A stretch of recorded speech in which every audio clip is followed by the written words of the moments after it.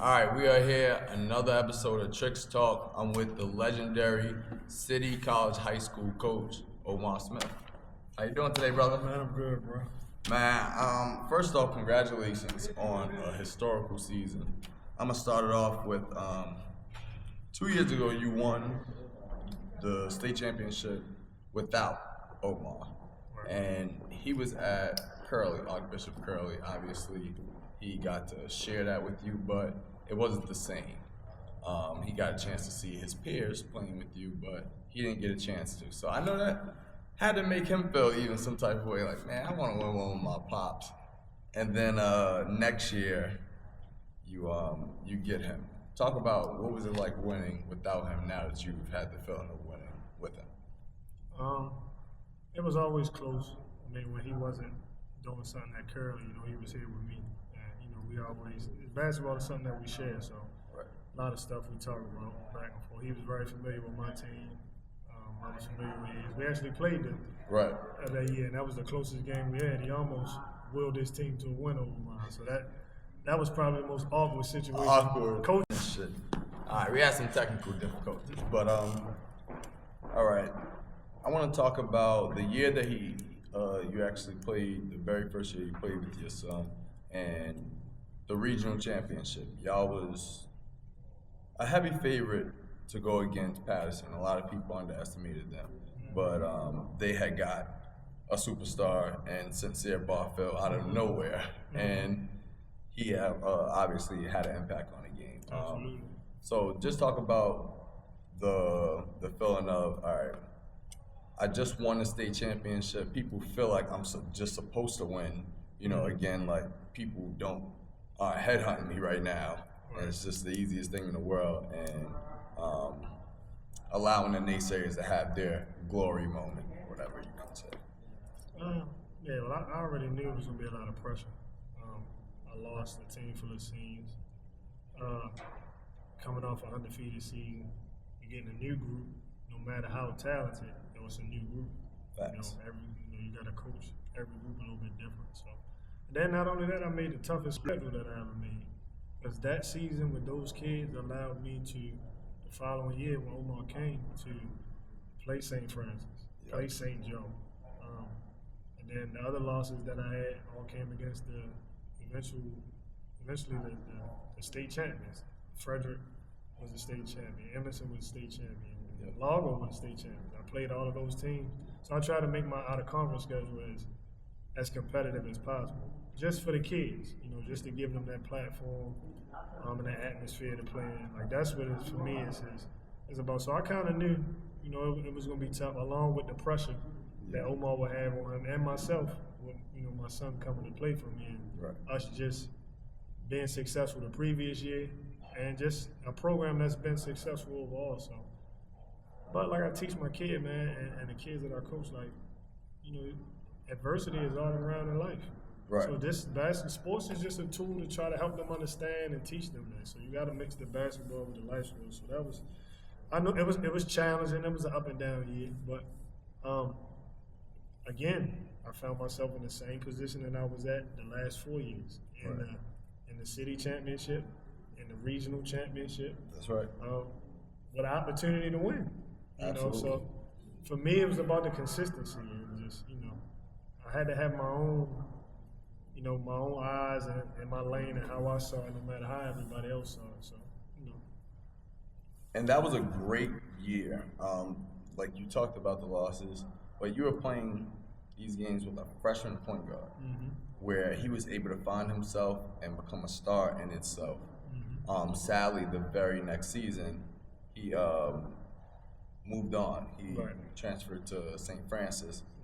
Talk about what the mental process was with starting a season without your new forming star point guard.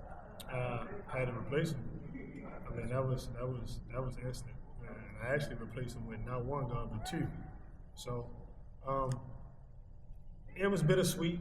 I'm good friends with his dad, with his mom. Talented kid. Kind of fell in my lap, and then it was like, what does it look like if Kamante comes? So I'm like, I need him. Yeah. You know, Yeah. like, well, you know, of course the dynamics go into questions they ask, well, what is it going to look like? I said, well, I need a ball handler, and I'm gonna need him to score. So Absolutely. my thing is to let kids play. You know, the goods and bads, you got to let them make their mistakes. And you know, he had big games for us. He had ups and downs, just like any other kid. Right. But he was a joy to have when he was here. Like I said, it was bittersweet when he moved on, but Absolutely. I understand the basketball landscape, so I don't get better. I don't, that's for the outside people to do. Yeah. And I try to make that a point to anybody that chooses to bring their kid to me, I take as a compliment. That's So right. I got a lot of friends in the basketball. I done coached a lot of my friends' kids. So when or if they decide that, this was a stopping point or just a springboard, like, it's okay. Because we had them come, we actually, Big Camonte had that conversation up front. So it's not bad to how people want to try to portray it to be the outside people looking in. Like, me and him know what the situation was. So, Absolutely. but my thought process now, I got to replace him. Right. And you end up stumbling upon Jordan Hammond. Jordan and Damon. Jordan and Damon. Damon Roulette came from Concordia. Number 2. Jordan came from Loyola. And I was pretty transparent with both of their dads. I said, look, I'm not going to say and tell you I'm not recruiting another guard because I am. And I told both of them the same. I sat down with both of their parents and I said, but we need both of them. The more players you have that can handle the ball, score the ball, make an impact on the game, the better. We need the depth. Absolutely. And they both had opportunities to go somewhere else where they probably would have had the ball in their hand the majority of the time. When they made their decision, they both said, they wanted to come in because they wanted to be a part of a team. So just, you got to have some luck in it. So luckily it all panned out. It gelled and it worked. So both of them played huge in the championship game. I mean, we'll get to that later, but they played huge. Now, in the middle of the season, one of the first tapes I do is a dynamic duo tape. I forget who y'all were playing against, but it was late, and you had Omar and Paul Frazier, your nephew, came. I never saw this kid play before, but when I put it out to the internet and I said, he has a mellow type game, everybody's like, yeah. But then you said, no, he plays like his pops. Yeah. He plays like his pops. Talk about what it was like for Paul to come on and join Omar. It was great. We missed him last year. Paul has just been one of them kids that everybody knows his ability. He's just been unfortunate battling injuries off and on. And we missed him last year a lot. We needed him, not just his skill, but his maturity. Yes. And really this year, the snippets that people saw of him this year was on one good leg, one good knee. So he was terrified. Yeah, and then him and Omar played together a lot when they were young, so they're familiar. So when you have two kids of that caliber that can play off of each other without you having to really run sets and make reads, for instance, it's a big piece to miss. Right.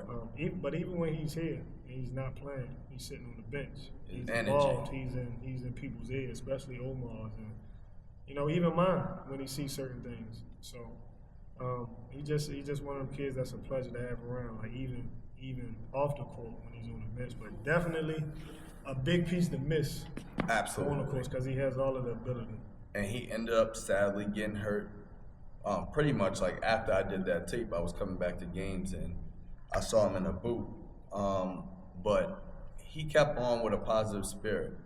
One thing I didn't bring to your attention, you're the very first collaborator of one of the posts that I do that makes 2 schools collaborate. It's never really been done before. If you look at all the people's content, it just doesn't happen. I don't know if it's a pride thing, but I started it with you, and it was really a test to see if coaches will realize that this is bigger than just, I won or I lost. It's the fact that these kids get seen on a larger platform and that they are representing this school. First off, thank you for that. Yeah, no problem. That video was the very first video that I tried to do that was over 2 minutes. So a lot of people, they try to go for viral clips, which are typically like 10 seconds and less. That video did 14,000 views. and it was over 2 minutes. So it was clearly some good content in there. It was his kids as well as versus Largo, and both of you guys end up winning the state championship this year. But just talk about what it means to get the kids out there and sing. It means a lot because you're coaching at a public school, and right now everybody first choice with kids coming up playing ball, they want to go private. So it's a little uphill battles, but like I said before, you want to give kids. My goal is to try to create a culture here. Yeah. Luckily, we have a strong alumni. The program was successful before I started coaching here. I went here though. I played here. I had some success as a player. I've had a little bit of success now as a coach. So I'm in it. So I care. So when I get the opportunities and have teams, like I said, the year that we went undefeated 2 years ago, the following year, and I get them calls to play when you play St. Joe, when you play St. Francis. Of course, like you want to give the kids that platform. Like it's not for you to try to hide and say, no, I want to win again. And it's not about that. Everybody's not going to win all the time. It's cool to win, but when you do things the right way, the win is going to come anyway. So, that's just how I see it. I really appreciate that mindset because it does trickle on to the kids, and they feel like they can show love to kids though that they just played against one another, and they can say on their post like, really good game, we'll get y'all next time, whether it's like little slight trash talk, but it shows some type of camaraderie. And winning it all finally, like battling through everything we just said. You lost your star point guard from the previous year. You gained 2 more guys that they know that they're battling for a spot, so that's even tough mentally. Then your nephew gets hurt, who is showing clear chemistry with your son, but you still make it to the state championship, as well as you won the regional championship to redeem yourself from the previous year. What has it been like since then? I know your phone's been going insane. Oh man, I had 200 text messages from the time we left, got to Maryland, actually walked off the court and got back to the locker room. 200 text messages. But, no, it's a good feeling, man. I would like to think of myself as a good guy. And well respected. I show love, so I receive a lot of love. Get a lot of support from a lot of genuine people. So, the love has been overflowing, even still up to the day. It's just, but to do it with my son, man, was bittersweet, especially when we went through the adversity. You hear the talk, you hear the negativity, but I know the town we live in, so I know how it goes. I've been on both sides of it, so. For him to again, the best thing, people did me a favor because, again, I'm raising a man, so I got to teach. This is what life is about. When you're on top, people going to be with you. When you're struggling, people going to talk bad about you. Then when you're up again, they try to come ride your coattails again. That's right. See everything for what it is, not because I'm dad and I'm telling you, but because you see it with your own eyes. So it really gives him something to go back to when he has another time going forward, when he struggles or he's in a situation where he has to get himself out of. So it's just a good example of overcoming adversity, fighting through, persevering, and if you stick to it, a lot of times you can come out on top. Like you're not gonna come out on top every time, but you're capable because you already went through it a couple times in your childhood already. So absolutely. Now he has something to, like I said, always to revert back to, and not because dad told him, because he went through it himself. That's right. And now this is the first time in your life that your son is now out of high school. He's going on to play in college. He'll be out of your reach. For people who don't know, you have younger children, but they aren't interested in basketball. So what is going to keep you motivated to coaching, or do you feel the dad time coming where the little ones might need your time? Well, I have a 10-year-old, Isaiah. He loves to play soccer. He's a great swimmer. He's like him and Omar, like night and day. Yeah. Isaiah's like my peace of mind. Like he keeps me grounded. He's the type of kid that reminds you how special life is and to cherish it every day. So definitely looking forward to spending more time with him. But I can do that with Omar just being gone, because there's so much time that we put into an the off season with basketball that I missed with Isaiah. So I'm definitely looking forward to, you know, spending time with him in that regard. Me and him have had conversations about it. Also excited for O to just, you know, get the way he's going at New Mexico State and just spread his wings, because I think once he gets there, it's, you know, he's gonna shoot out. Blossom.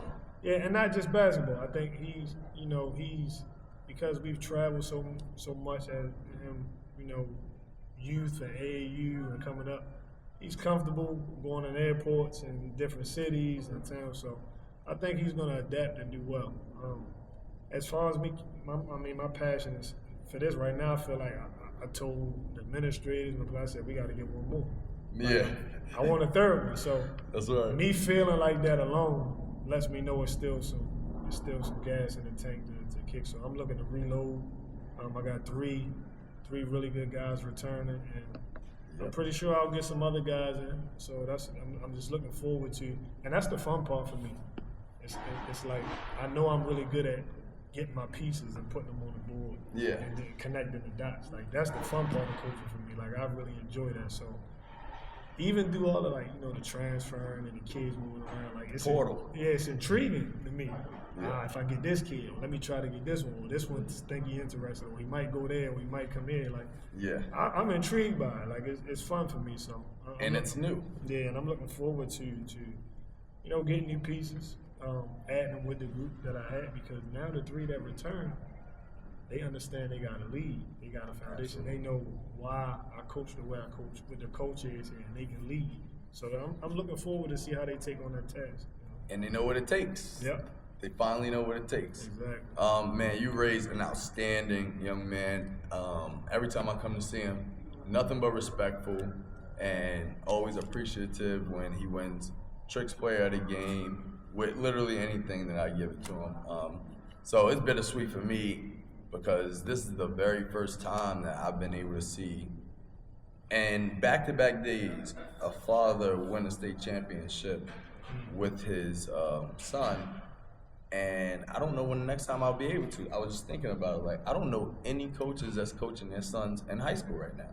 Yeah, it's unfortunate enough for me. I got to see Coach Triqz do it with his son. Yeah. A few years back. I got to see, you know, Coach Donnell do it with DJ. That's right. A couple times. And like these guys have been coaching way longer than me. Yeah. So I was still playing when they were coaching. So now to be coaching and then mentioned in the same realm of being able to do some of the things. But I paid attention, and I told them even when I first started coaching and, you know, lost to them frequently every year, it gave me a fight, and I went back and tried to understand why they beat me. How do I? And I tell them all the time. I said, I'm grateful for y'all, because aside from Coach Durway, who mentored me coaching, I learned from losing against y'all and watching y'all, and you know, so if I thought I was too good or I was too bitter to learn when I lost, that's why I said, man, I never lose. That's right. And then, you know, when it's your time, it's your time. Can't nobody take that away. And luckily enough for me, it's been 2 times in the last 3 years. So, and I seen it. Yeah, I'm just grateful. Like even when last year when we had what people will call a down year, I was still in the regional championship, and the city championship. So that's right. If you want to call that a down year from your perspective, that's fine. But for me internally, I'm at the same place where I was, maybe with some different challenges, but I managed a way to get my kids to have the mindset to get to a point to give themselves an opportunity to win. So legendary. Absolutely legendary. Skino, it's been an honor and a pleasure. I can't wait to see the next group, man. I'll be back here next year. I'll always support the city. This is my aunt's alma mater. Oh, okay. I didn't know that. She actually told me that she went to school with you. It was so funny. Her name is Ivy Fogel. Oh, I know Ivy. Yeah. That's like my mother. Wow, small world. That's crazy. Yep. So she told me to tell you hello and congratulations to you and your son. Yeah, no, I know Ivy for a long time. So she's the reason why I've been up here. Okay. She's the reason. She said, "Go and make sure you get my school." So that's tough. Ma, shout out to you, and we out of here. Appreciate you, my guy. My dog.